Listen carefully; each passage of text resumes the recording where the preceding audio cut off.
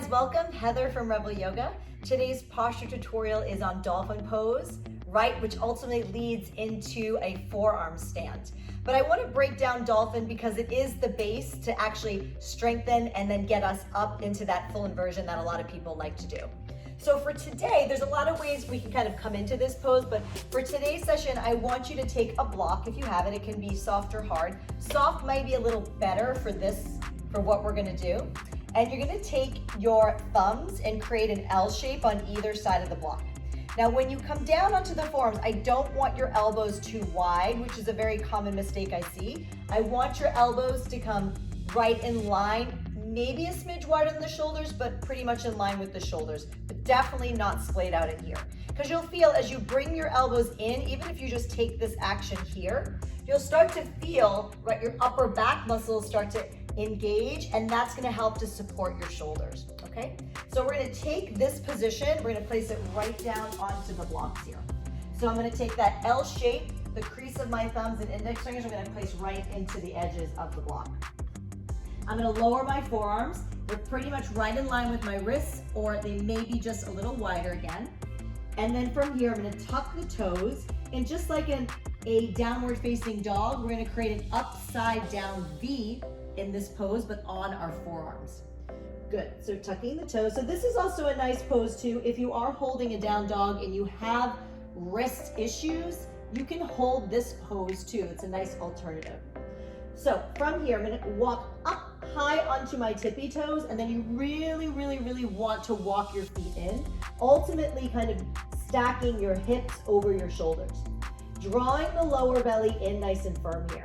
And then again, I want you to get that sensation of kind of hollowing out the armpits and really engaging the upper back and engaging the triceps here. Press actively down through the forearms, press actively down through the palms. Good, sometimes it's nice just to kind of wedge where your hairline and forehead meet here. And then again, don't dip the shoulders, pull them back, create that nice L shape through the forearms and upper arms. So from here, if you want to add on, you can float one leg up here. And this is where we start to kind of come into and tempted to come into the arm balance. And then you can float the other leg up.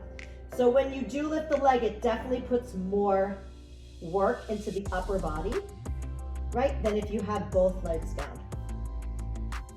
Another way I like to use the block, just another little helpful hint, is underneath the heels. And I like this especially for teachers to do. You can help your student with this, and obviously you can do it too if you're a student, because it will help you get your heels high and shift your weight forward. So sometimes in class, I will wedge a block under people's heels just so they can shift their weight forward.